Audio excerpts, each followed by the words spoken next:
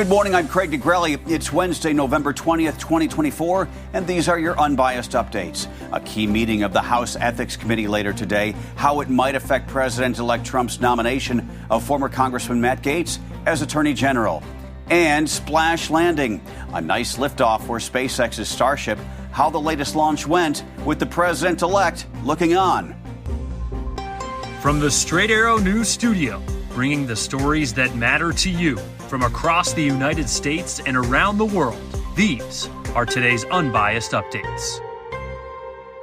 Today, the bipartisan House Ethics Committee will convene in Washington, holding a meeting where it is expected the group will discuss whether to release a report on its investigation into former Congressman Matt Gaetz.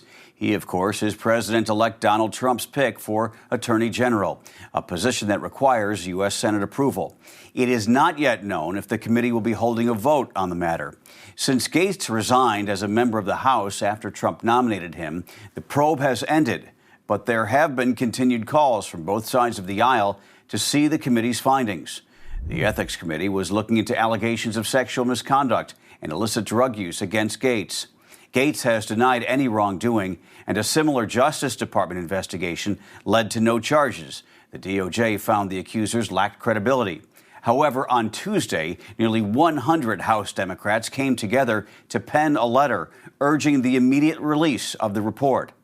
The letter, led by Illinois Democratic Congressman Sean Casten and sent to the committee chairman, read in part, "Given the seriousness of the charges against Representative Gaetz, withholding the findings of your investigation may jeopardize the Senate's ability to provide fully informed, constitutionally required advice and consent regarding this nomination. Representative Gaetz's abrupt resignation from Congress should not circumvent the Senate's ability to fulfill its constitutional responsibilities."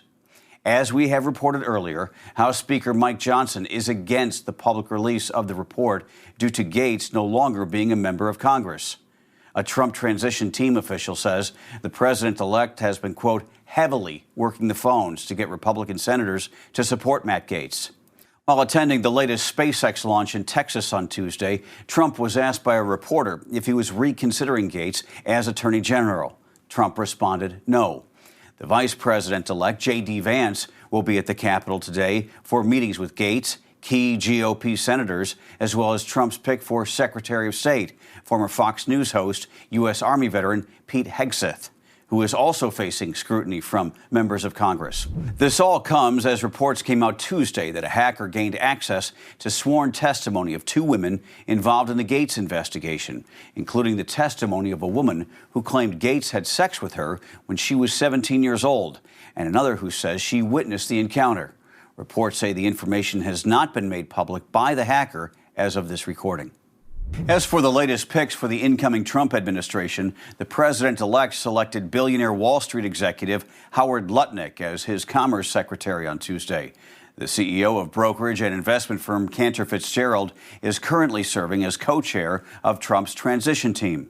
Trump saying Lutnick will lead his tariff and trade agenda. Donald Trump also nominating Linda McMahon, the other co-chair on his transition team, to head the Department of Education. During the campaign, Trump called for the dismantling of the department. McMahon, the former CEO of World Wrestling Entertainment, was the Small Business Services Secretary during Trump's first term. She has served 1 year on the Connecticut Board of Education. And Donald Trump also picked Dr. Mehmet Oz to head the Centers for Medicare and Medicaid Services, which lies within the Department of Health and Human Services. The heart surgeon turned television host will work closely with Robert F. Kennedy Jr., Trump's choice for health secretary. Oz unsuccessfully ran for the U.S. Senate in Pennsylvania in 2022, losing to Democratic Senator John Fetterman. Now to Tuesday's rocket launch. As President-elect Trump looked on from SpaceX's Starbase in Brownsville, Texas, the company, owned by his close ally Elon Musk, celebrated its sixth successful launch of its Starship rocket. But not every part of the plan went off without a hitch. After nailing it on the first try last month, the company aborted its highly anticipated booster catch attempt on Tuesday. Instead, spectators watched as the boosters splashed down in the Gulf of Mexico. However, the mission was overall a success. SpaceX also said Tuesday's test flight marked the first time Starship has successfully ignited one of its Raptor engines while in space, which would be necessary for returning to orbit. It was the latest test for the world's biggest and most powerful rocket, which SpaceX and NASA hope to use to get astronauts back to the moon and eventually Mars. As ceasefire talks to end the war in Gaza continue to stall, Israel estimates around 100 hostages remain in Hamas custody.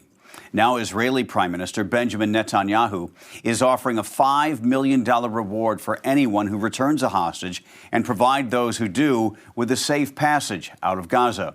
Netanyahu announced the reward proposal during a visit to Gaza on Tuesday, where he was shown the Israeli military corridor, a key access road and buffer zone constructed by Israel's army to dissect the northern part of Gaza from the southern part.